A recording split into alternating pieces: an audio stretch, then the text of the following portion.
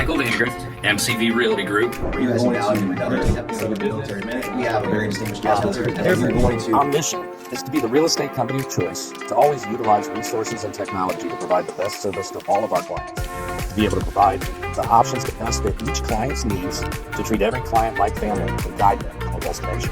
Our vision, to be your real estate agent and advisor for life, to help guide you through each chapter of your life, honestly, ethically, and when you're ready.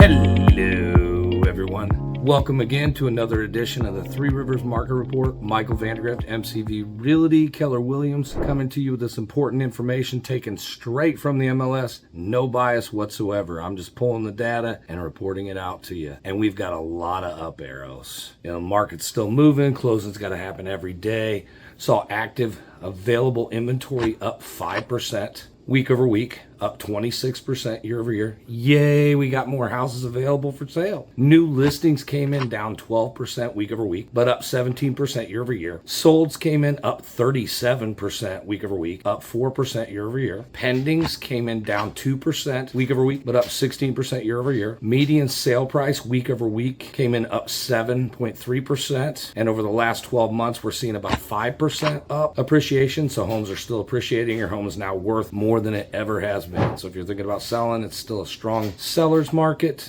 We have about 1.6 months of inventory, which is still well below the 6 months to 12 months we need for a balanced inventory. Although I think they're going to have to move that here to 3 to 6 months. But until that officially is done, still what we historically call a balanced market is 6 to 12 months inventory in housing. Days on the market did slow up to average 27, median 11.